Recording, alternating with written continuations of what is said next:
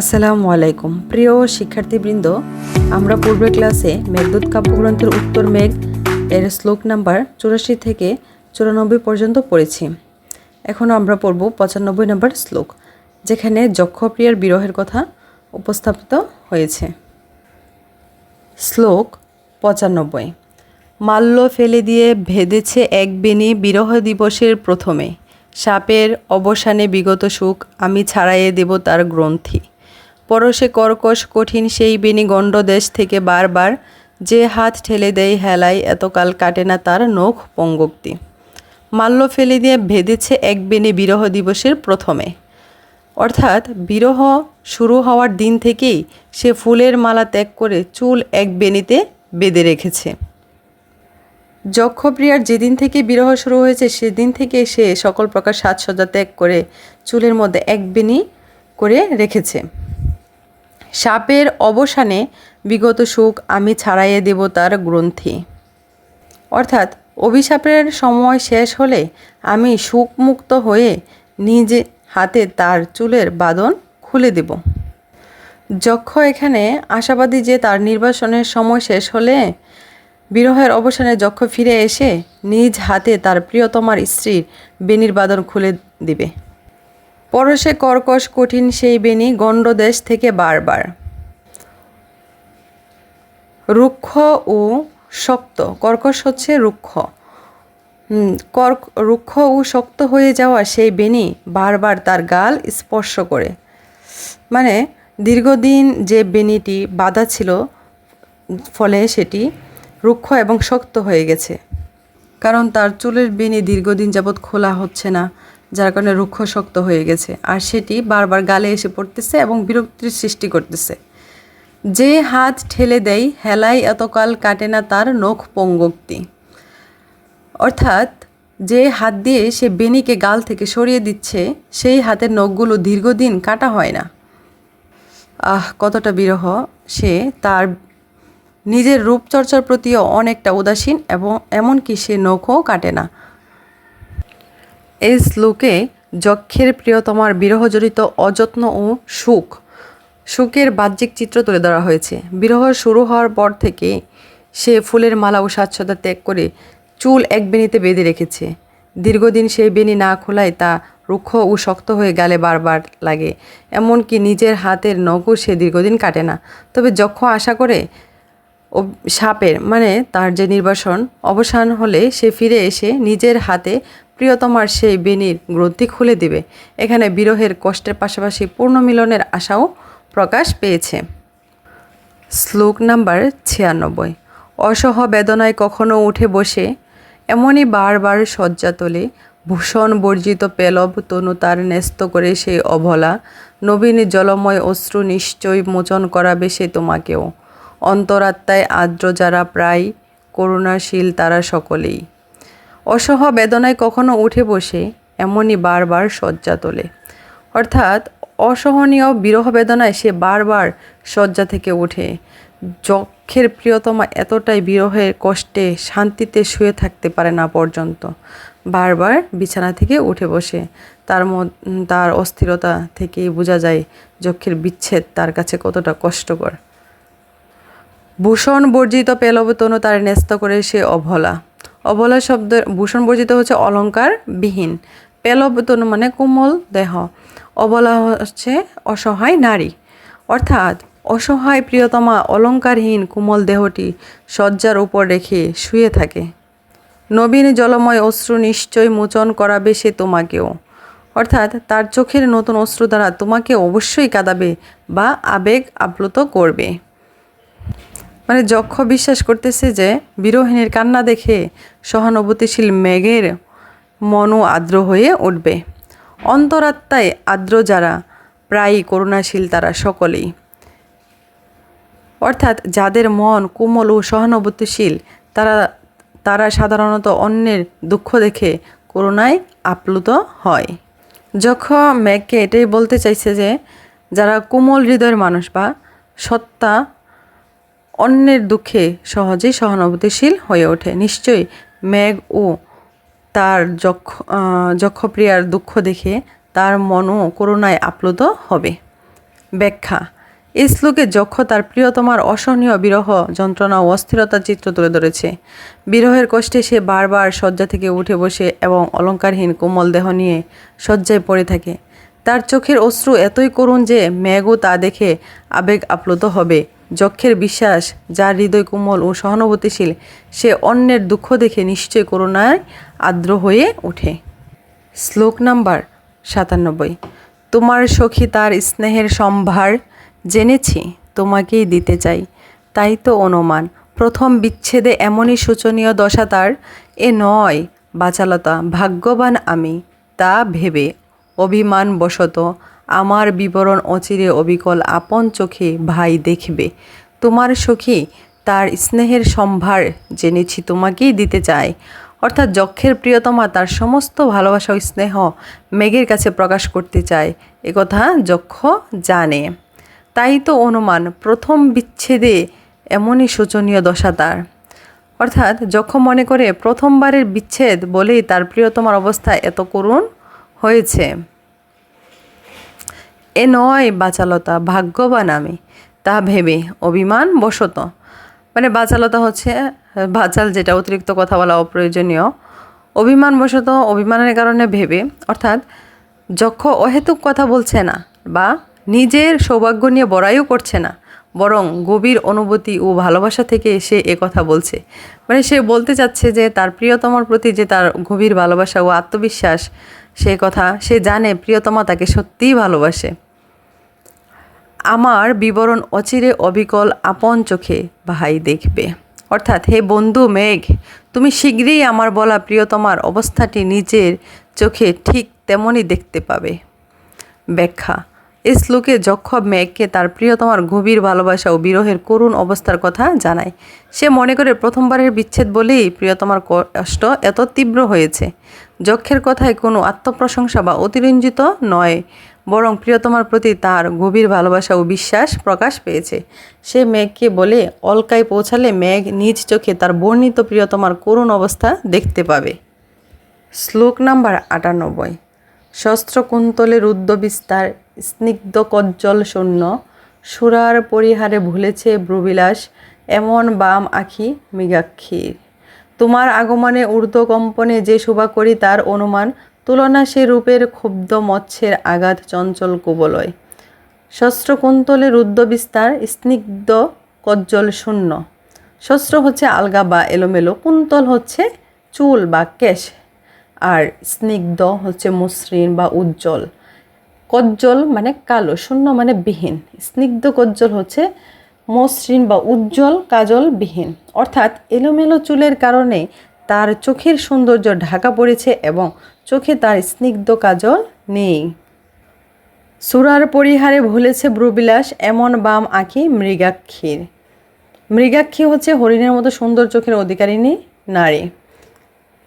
অর্থাৎ মদিরা ত্যাগ করায় তার বাম চোখের চঞ্চলতা ও ভ্রুর সৌন্দর্যময় ভঙ্গিও আর নেই। সুরা হচ্ছে মদ, মানে সুরা পরিহার, মানে সে আর মদ পান করে না বা মদিরা, যার ফলে তার যে আগের চোখের সৌন্দর্য সেটিও হারিয়ে গেছে। সে আগে আনন্দের সময় প্রিয়তমা সাজগোজ করতো এবং মদিরা পানে অংশগ্রহণ করতো, কিন্তু এগুলো সে এখন করে না, ফলে তার চোখের স্বাভাবিক চপলতাও হারিয়ে গেছে। তোমার আগমনে ঊর্ধ্ব কম্পনে যে শোভা করি তার অনুমান, অর্থাৎ তুমি যখন আসবে তখন তার চোখ আনন্দে কেঁপে উঠে উপরের দিকে তাকাবে। সে সময় তার চোখের যে সৌন্দর্য হবে তা অনুমান করা যায়। মানে দীর্ঘ বিরহের পর সেই মুহূর্তে তার চোখে নতুন এক প্রাণের সঞ্চার দেখা যাবে। তুলনা সে রূপের ক্ষুব্ধ মৎস্যের আঘাতে চঞ্চল কুবলয়। অর্থাৎ তার চঞ্চল চোখের তুলনা করা হয়েছে উত্তেজিত মাছের আঘাতে দুলতে থাকা নীল পদ্মের সঙ্গে। এখানে কবি চমৎকার একটি উপমা ব্যবহার করেছেন, যেমন জলের মধ্যে মাছের নড়াচড়ায় নীল পদ্ম ধুলতে থাকে, তেমনি মেঘের আগমনে তার চোখ আনন্দ ও আবেগে চঞ্চল হয়ে উঠবে। মেঘকে দেখে প্রিয়তমার চঞ্চল চোখে উত্তেজিত মাছের আঘাতে দুলতে থাকা নীল পদ্মের সঙ্গে তুলনা করা হয়েছে। ব্যাখ্যা। শ্লোকে যক্ষ তার প্রিয়তমার বিরহকাতর ও সাজসজ্জাহীন রূপের বর্ণনা দিয়েছে। বিরহের কারণে তার চুল এলোমেলো, চোখ কাজলহীন এবং ভ্রূর চঞ্চল সৌন্দর্যও হারিয়ে গেছে। কিন্তু মেঘের আগমনে তার মনে আশার সঞ্চার হবে। সে আনন্দ ও উৎকণ্ঠায় মেঘের দিকে তাকাবে এবং তার চোখে নতুন প্রাণের সঞ্চার ঘটবে। কবি সেই চঞ্চল চোখকে ক্ষুব্ধ মাছের আঘাতে দুলতে থাকা নীলপদ্মের সঙ্গে তুলনা করেছেন। শ্লোক নাম্বার ৯৯। গৌরবর্ণে যে তুলনা আনে মনে সরস কদলীর কাণ্ড, দৈবে এক্ষণে আমার চেনা মুক্তাজাল যার তেজিত, আমার নখে আর যে নয় চিহ্নিত, পাই না সম্ভোগ অন্তে। আমারই হস্তের সংবাহন সুখ হবে সে বাম উরুর স্পন্দমান। গৌরবর্ণে যে তুলনা আনে মনে সরস কদলীর কাণ্ড, অর্থাৎ তার উজ্জ্বল বর্ণের কোমল উরু সতেজ কলা গাছের কাণ্ডের কথা মনে করিয়ে দেয়। এখানে যক্ষ তার প্রিয়তমার কোমল ও সুন্দর উরুর বর্ণনা দিয়েছে কলা গাছের কাণ্ডের সঙ্গে তুলনা করেছেন। দৈবে এক্ষণে আমার দেনা মুক্তাজাল যার তেজিত। দৈবে হচ্ছে ভাগ্যের কারণে, এক্ষণে চেনা এখন পরিচিত, মুক্তাজাল মানে মুক্তার মালা তেজিত পরিত্যক্ত, অর্থাৎ ভাগ্যের কারণে এখন তার পরিচিত মুক্তার অলঙ্কারও সে ত্যাগ করেছে। ভাগ্যের কারণে বলতে এখানে বিরহজনিত প্রিয়তমের কারণেই বলা হয়েছে। আমার নখে আর যে নয় চিহ্নিত, পাই না সম্ভোগ অন্তে, অর্থাৎ মিলনের শেষে যে উরুতে আগে যক্ষের নখের চিহ্ন থাকতো, এখন আর সেখানে সেই চিহ্ন দেখা যায় না। যক্ষ এবং তার প্রিয়তমা যখন একত্রে মিলিত হতো তখন পরম সুখে তার স্ত্রী উরুতে হালকা নখের দাগ কাটতো, আর সেই দাগ দীর্ঘ বিচ্ছেদের কারণে সে দাগও এখানে দেখা যাবে না বা নেই। এতে তাদের বর্তমান বিচ্ছেদের গভীরতা বোঝানো হয়েছে। আমারই হস্তের সংবাদ সুখ হবে সে বাম উরুর স্পন্দমান, অর্থাৎ তার বাম উরু যখন স্পন্দিত হবে তখন যক্ষ নিজের হাতে তার সে উরুতে সংবাহন করে তাকে আরাম দেবে। এখানে যক্ষ ভবিষ্যৎ পুনর্মিলনের কল্পনা করছে। আবার যক্ষ আশা করে পুনর্মিলনের পর সে নিজের হাতে প্রিয়তমার বাম উরুর ক্লান্তি আবার দূর করবে। ব্যাখ্যা: এই শ্লোকে যক্ষ তার প্রিয়তমার কোমল সৌন্দর্য, বিরহজনিত অযত্ন এবং ভবিষ্যৎ পুনর্মিলনের আকাঙ্ক্ষা প্রকাশ করেছে। তার গৌরবর্ণ কোমল উরুকে সতেজ কলা গাছের কাণ্ডের সঙ্গে তুলনা করা হয়েছে। বিরহের কারণে সে মুক্তার অলঙ্কার ত্যাগ করেছে এবং অতীত মিলনের কোনো চিহ্নও এখন তার শরীরে নেই। যক্ষ কল্পনা করে পুনর্মিলনের পর সে নিজের হাতে প্রিয়তমার বাম উরুতে সংবাহন করে তাকে আরাম দেবে। শ্লোক নাম্বার ১০০। যদি বা সে ক্ষণে নিদ্রা সুখ তার ভাগ্যে জুটে থাকে দৈবে, জলদ গরজনে বিরত সাবধানে প্রহর কাল থেকে অপেক্ষায়, প্রেমিক আমি আর স্বপ্নে কোনো মতে লব্ধ হলে পরে তখনই করুণা বিচ্যুত কণ্ঠ হতে সেই গাঢ় ভুজলতা বন্ধন। যদি বা সেক্ষণে নিদ্রা সুখ তার ভাগ্যে জুটে থাকে দৈবে। দৈবে বলতে হচ্ছে ভাগ্যক্রমে, অর্থাৎ যদি ভাগ্যক্রমে সেই সময়ে যক্ষের প্রিয়তমার ঘুম আসে এবং সে নিদ্রা সুখ লাভ করে। যক্ষ জানে যে বিরহের কারণে তার প্রিয়তমা স্ত্রীর ঘুম খুব কম হয়। তবু যদি কোনো সময় ভাগ্যক্রমে তার চোখে ঘুম আসে তখন সে হয়তো স্বপ্নে যক্ষকে দেখতে পারে। তাই মেয়েকে খুব সাবধানে আচরণ করতে বলা হয়েছে। জলদ গরজনে বিরত সাবধানে প্রহর কাল থেকে অপেক্ষায়, এই যে সাবধানে কথা বলা হয়েছে, অর্থাৎ হে মেঘ তখন গর্জন না করে নীরবে ও সাবধানে কিছু সময় অপেক্ষা করবে, কারণ প্রিয়তমার ঘুম যেন না ভেঙে যায়। তাই মেঘকে গর্জন না করে নীরবে অপেক্ষা করতে বলা হয়েছে। প্রেমিক আমি আর স্বপ্নে কোনো মতে লব্ধ হলে পরে তখনই, অর্থাৎ যদি কোনোভাবে স্বপ্নের মধ্যে সে আমাকে তার প্রিয়তমকে কাছে পাইত, করুণা বিচ্যুত কণ্ঠ হতে সেই গাঢ় ভুজলতা বন্ধন, অর্থাৎ স্বপ্নে প্রিয়তমা যদি লতার মতো বাহু দিয়ে, এখানে ভুজলতা হচ্ছে লতার মতো বাহু দিয়ে যক্ষকে শক্ত করে জড়িয়ে ধরে, তবে সেই আলিঙ্গন যেন তার গলা থেকে সরিয়ে দেওয়া না হয়। এখানে যক্ষ তার স্ত্রীর প্রতি ভালোবাসা ও মমতা প্রকাশ পেয়েছে। দীর্ঘ বিচ্ছেদের পর স্বপ্নের মধ্যে যদি প্রিয়তমা তাকে আলিঙ্গন করে তাহলে সেই ক্ষণিক মিলনের সুখটুকুও যেন নষ্ট না হয়। তাই মেয়েকে নীরব থাকতে বলা হয়েছে। স্বপ্নে প্রিয়তমার আলিঙ্গন যেন কোনোভাবেই নষ্ট না হয়। যক্ষ মেয়েকে সে অনুরোধ করছে। ব্যাখ্যা: এই শ্লোকে যক্ষ মেয়েকে অত্যন্ত সতর্ক ও কোমল আচরণ করার অনুরোধ করছে। বিরহের কারণে তার প্রিয়তমার ঘুম খুব কম হয়। যদি ভাগ্যক্রমে সে ঘুমিয়ে পড়ে এবং স্বপ্নে যক্ষকে দেখতে পায়, তবে মেঘ যেন গর্জন করে তার ঘুম না ভেঙে দেয় এবং কিছুক্ষণ নীরবে অপেক্ষা করবে, যাতে প্রিয়তমা স্বপ্নে যক্ষকে কাছে পেয়ে তার বাহু দিয়ে তাকে আলিঙ্গন করতে পারে।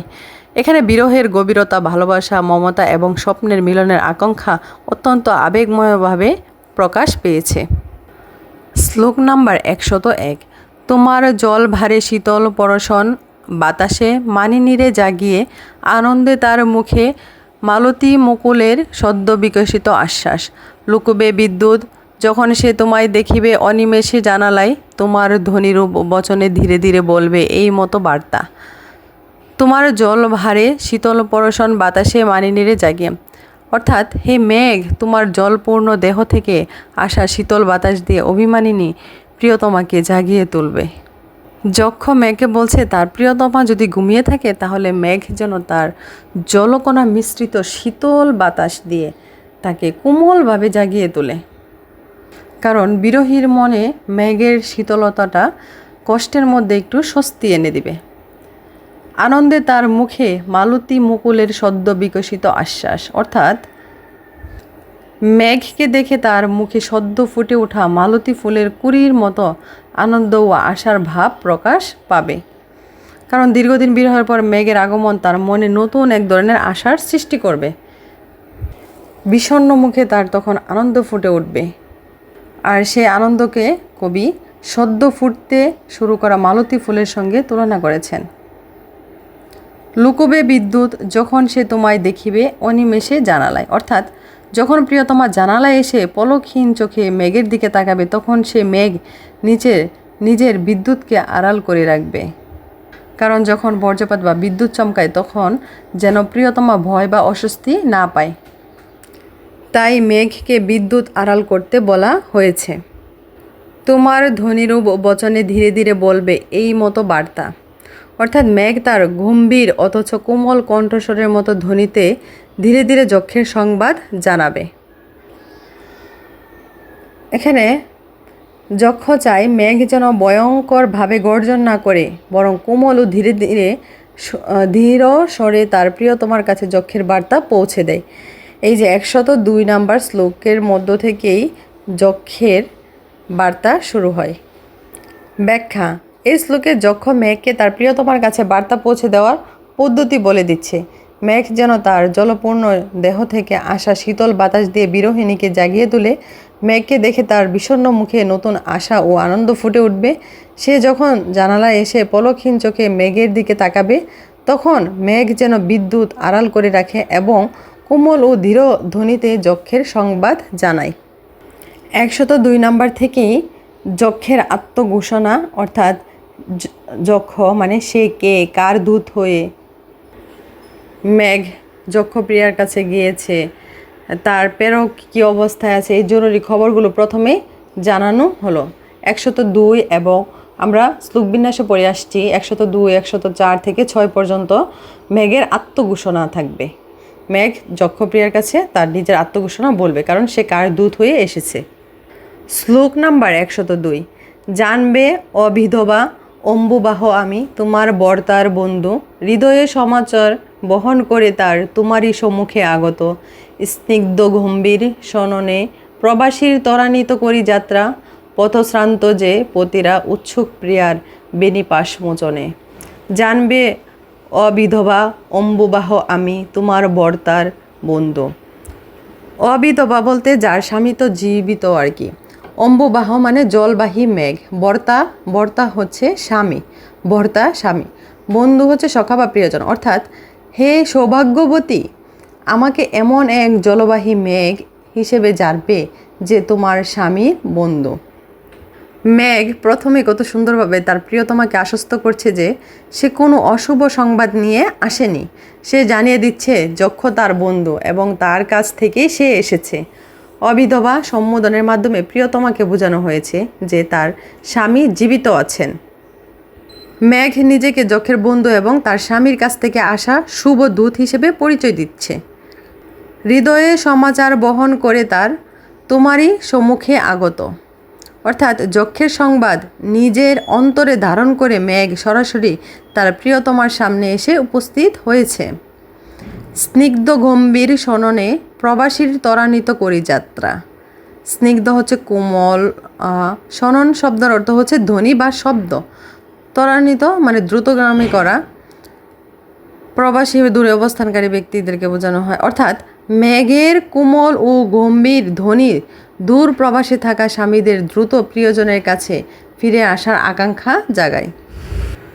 কারণ বর্ষার মেঘের গভীর ধ্বনি প্রবাসী মানুষকে আপনজনের কথা মনে করিয়ে দেয়, আর তাই তারা দ্রুত ঘরে ফেরার জন্য উৎসুক হয়ে ওঠে। মেঘের ধ্বনি যেন বিচ্ছিন্ন মানুষকে প্রিয়জনের কাছে ফিরিয়ে আনার আহ্বান। পথ শ্রান্ত যে পতিরা উৎসুক প্রিয়ার বেনিপাশ মোচনে। পথ শ্রান্ত বলতে হচ্ছে পথ চলতে চলতে ক্লান্ত, পতি মানে স্বামী, উৎসুক আগ্রহী। প্রিয়া বেনিপাশ মানে প্রিয়তমা স্ত্রীর চুলের বাঁধন বা বেনি মোচনে মানে খুলে দেওয়া। অর্থাৎ দূর পথে ক্লান্ত স্বামীরা প্রিয়তমার চুলের বাঁধন খুলে দেওয়ার জন্য বেকুল হয়ে ওঠে। এখানে মেঘের আগমনকে প্রেমিক প্রেমিকার পূর্ণ মিলনের প্রতীক হিসেবে দেখানো হয়েছে। বর্ষাকালে প্রবাসী স্বামীরা ঘরে ফিরে এসে প্রিয়তমার সঙ্গে মিলিত হতে চায়, তাই তারা প্রিয়ার বেনি খুলে দেওয়ার মতো অন্তরঙ্গ মিলনের মুহূর্তের জন্য বেকুল থাকে। আর সেই মেঘের ধ্বনি শুনে তারা বেকুল হয়ে ওঠে কখন তার প্রিয়তমার কাছে আসবে। ব্যাখ্যা: এই শ্লোকে মেঘ প্রথমবারের মতো যক্ষের প্রিয়তমার কাছে নিজের পরিচয় দিচ্ছে। সে জানায় যে সে যক্ষের বন্ধু, সে জানায় যক্ষের সংবাদ হৃদয়ে ধারণ করে সে তার সামনে এসেছে। মেঘের কোমল গম্ভীর ধ্বনি প্রবাসী স্বামীদের প্রিয়জনের কথা স্মরণ করিয়ে দেয়। সে জানায় যক্ষের সংবাদ হৃদয়ে ধারণ করে সে তার সামনে এসেছে। মেঘের কোমল ও গম্ভীর ধ্বনি প্রবাসী স্বামীদের প্রিয়জনের কথা স্মরণ করিয়ে দেয় এবং তাদের দ্রুত ঘরে ফেরার আকাঙ্ক্ষা জাগায়। ফলে মেঘ এখানে বিরহী প্রেমিক প্রেমিকার পূর্ণ মিলনের দূত হিসেবে প্রতিভাত হয়েছে। শ্লোক নাম্বার 103। যেমন মৈথিলী পবন নন্দনে তেমনি উৎসুক হৃদয়ে একথা বলা হলে যোগ্য সম্মানে দেখবে সে তোমাকে সৌম্য, শুনবে এক মনে যা বলা বাকি আছে, কেননা মিলনের তুলনায় স্বরিত উপরিত প্রিয়ের সমাচার অল্প ন্যূন মানে বধুরা। যেমন মৈথিলী পবন নন্দনে তেমনি উৎসুক হৃদয়ে। মৈথিলী হচ্ছে মিথিলার রাজকন্যা সীতার কথা বলা হয়েছে। পবন নন্দন মানে হনুমান। উৎসুক হৃদয়ে আগ্রহ ও বেকুলতার পরিপূর্ণ মন। অর্থাৎ যেমন সীতা হনুমানের কাছ থেকে রামের সংবাদ পাওয়ার জন্য বেকুল হয়েছিলেন, তেমনি যক্ষের প্রিয়তমাও উৎসুক মনে মেঘের কথা শুনবে। এই লাইনটিতে রামায়ণের সীতা ও হনুমানের প্রসঙ্গ এসেছে। রামের কাছ থেকে সংবাদ নিয়ে যখন হনুমান সীতার কাছে যেত, তখন সীতাও অত্যন্ত আগ্রহ বেকুলতার সঙ্গে রামের সংবাদ শুনেছিলেন। ঠিক সেইভাবেই যক্ষের প্রিয়তমাও মেঘের কাছে যক্ষের সংবাদ শোনার জন্য অধীর হয়ে থাকবে। আর যক্ষের প্রিয়তমার বেকুলতাকে সীতার রামের সংবাদ শোনার আগ্রহের সঙ্গে তুলনা করা হয়েছে। একথা বলা হলে যক্ষ সম্মানে দেখবে সে তোমাকে সৌম্য। অর্থাৎ হে কোমল স্বভাব মেঘ, একথা শুনে যক্ষের প্রিয়তমা তোমাকে যথাযথ সম্মান করবে। কারণ যক্ষপ্রিয়া যখন জানবে যে তার স্বামীর কাছ থেকে সেই সংবাদ নিয়ে আসছে, তখন তো অবশ্যই মেঘকে সম্মান করবে, বরং যক্ষের প্রিয় বন্ধু এবং দূত হিসেবে সম্মান করবে। শুনবে এক মনে যা বলা বাকি আছে, কেননা মিলনের তুলনায়। অর্থাৎ মেঘের কাছ থেকে যক্ষের বাকি কথাগুলো সে অত্যন্ত মনোযোগ দিয়ে শুনবে, যদিও সরাসরি মিলনের আনন্দ তার চেয়ে বেশি। স্বরিত উপরিত প্রিয়ের সমাচার অল্প ন্যূন মানে বধুরা। স্বরিত মানে বলতে বন্ধুকে বোঝানো হয়েছে, আর উপরিত হচ্ছে নিয়ে আসা, বহন করে বা আনা। প্রিয়ের সমাচার মানে প্রিয়জনের সংবাদ। সমাচার শব্দের অর্থ হচ্ছে সংবাদ। অর্থাৎ প্রিয়জনের বন্ধুর মাধ্যমে নিয়ে আসা প্রিয়জনের সংবাদকে নারীরা সরাসরি প্রিয়জনের মিলনের তুলনায় সামান্য কম মূল্যবান মনে করে। মানে প্রিয়জনের সঙ্গে সরাসরি মিলনের যে একটা আনন্দ, সেটা সর্বোচ্চ আনন্দ হলেও তার বন্ধুর মুখে প্রিয়জনের সংবাদ শোনাও বিরহিণীর কাছে অত্যন্ত মূল্যবান। ব্যাখ্যা: এই শ্লোকে যক্ষ তার প্রিয়তমার সংবাদ শোনার ব্যাকুলতা বোঝাতে রামায়ণের সীতার সঙ্গে তুলনা করেছে। যেমন সীতা হনুমানের কাছ থেকে রামের সংবাদ পাওয়ার জন্য অধীর ছিলেন, তেমনি যক্ষের প্রিয়তমাও মেঘের কাছ থেকে সংবাদ পাওয়ার জন্য উৎসুক থাকবে। মেঘ যক্ষকে বন্ধু ও দূত হিসেবে তার কাছে যথাযথ সম্মান পাবে। সরাসরি যক্ষের সঙ্গে মিলন সম্ভব না হলেও মেঘের মুখে যক্ষের সংবাদ শোনা তার কাছে অত্যন্ত আনন্দ ও সান্ত্বনার বিষয় হবে। শ্লোক নাম্বার 104। আমার অনুনয়ে নিজেরও লাভ হেতু আয়ুষ্মান তুমি বলবে, তোমার সহচর যদিও বিরহিত জীবিত আছে রামগিরিতে। অবলা তোমাকে সে কুশল জিজ্ঞাসে, প্রথম কৃত্য এ প্রশ্ন। কেননা প্রাণীদের জীবন অস্থির, বিপদ ঘটে অতি সহজে। আমার অনুনয়ে নিজেরও লাভ হেতু আয়ুষ্মান তুমি বলবে। আয়ুষ্মান হচ্ছে দীর্ঘজীবী হও বা মঙ্গলময় হও, এমন আশীর্বাদ সূচক সম্বোধন করছে আর কি। অর্থাৎ হে দীর্ঘজীবী মেঘ, আমার অনুরোধ রক্ষা করে এবং নিজেরও উদ্দেশ্য সফল করার জন্য তুমি আমার প্রিয়তমাকে এ কথাগুলো বলবে। যক্ষ মেঘকে এখানে বিনীতভাবে অনুরোধ করছে তার প্রিয়তমার কাছে সঠিকভাবে সংবাদ পৌঁছে দেওয়ার জন্য, এবং যক্ষ মেঘকে তার দীর্ঘজীবী হওয়ার শুভকামনা জানিয়েছে। তোমার সহচর যদিও বিরহিত জীবিত আছে রামগিরিতে। অর্থাৎ তোমার প্রিয় স্বামী তোমার কাছ থেকে বিচ্ছিন্ন হলেও রামগিরিতে জীবিত অবস্থায় আছে, কারণ দীর্ঘদিন বিচ্ছেদের মধ্যে এই সংবাদই তার কাছে সবচেয়ে সান্ত্বনা। যক্ষ রামগিরিতে নির্বাসিত হলেও জীবিত আছে, এটাই প্রথম সংবাদ। অবলা তোমাকে সে কুশল জিজ্ঞাসে, প্রথম কৃত্য এ প্রশ্ন। অর্থাৎ হে কোমল হৃদয়া, যক্ষ প্রথমেই তোমার ভালো মন্দের খবর জানতে চেয়েছে। তোমার কুশল জিজ্ঞাসাই তার প্রথম কাজ। এখানে যক্ষ নিজের দুঃখের কথা আগে না বলে প্রিয়তমার কুশল জানতে চেয়েছে। কুশল হচ্ছে ভালো থাকা বা মন্দ থাকা, জানতে চাওয়া।